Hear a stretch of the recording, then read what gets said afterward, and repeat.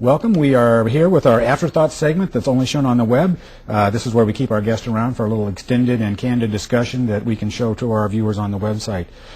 Here with us today is Robin Goodwin, Executive Vice President for Global Manufacturing and Supply Chain Management for Fairchild Semiconductor in South Portland. Thanks for coming and sticking around. Let's back up a second and remind us all what these products that you produce actually do and what they're in. Give us some examples. Yep. We focus on multiple markets. We originally started out very heavily concentrated on the computing market, PCs, laptops, those types of things. We haven't moved away from there, but we have shifted our focus more to really two areas: mobile connectivity and energy efficiency. On the mobile connectivity side, what's really happened, and this was an area we focused on several years back, is we projected that a lot of the convergence would be around the cell phone, or what people call smartphones, whether it's iPhones, BlackBerries.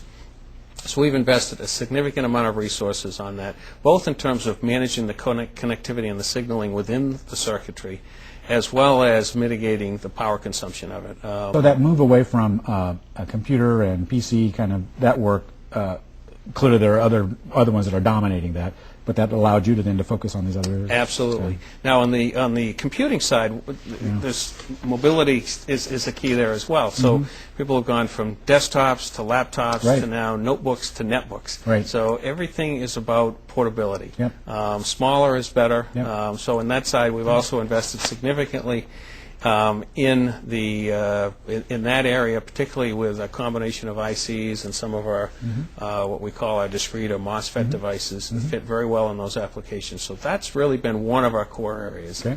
The second one, energy efficiency, has really been the core of what the company was when we separated and basically the rebirth of Fairchild in 1997. Right.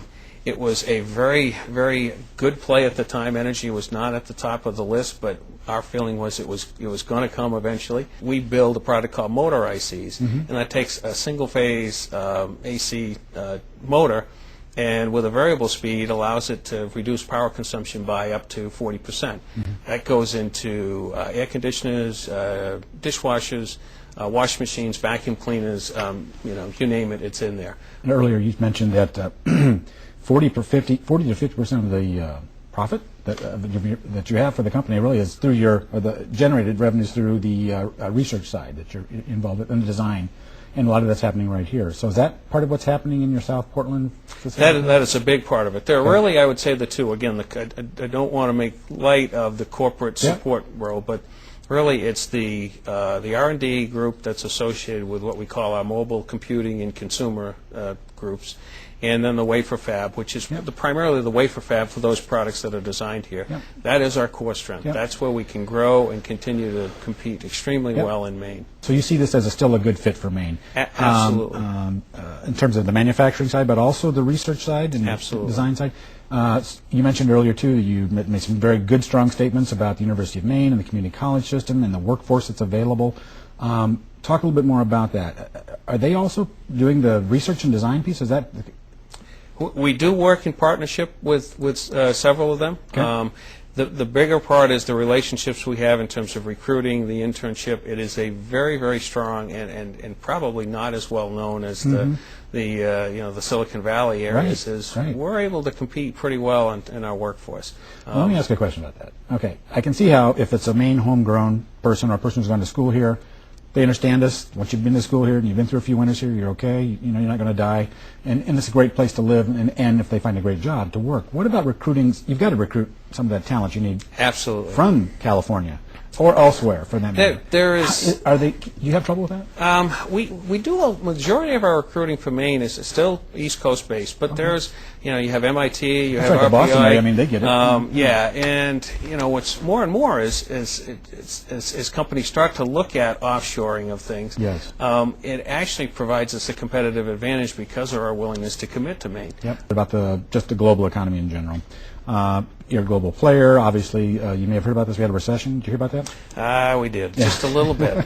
Obviously, and I got to think that with especially the way that your tentacles are not only your products but your operations are worldwide. How has that impacted you, and what do you see coming forward?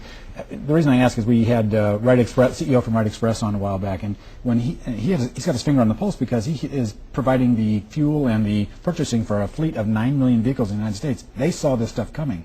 Did you guys see this stuff coming? We did, and I think one of the assumptions on Fairchild was that we are typically late to recognize these things and slow to react.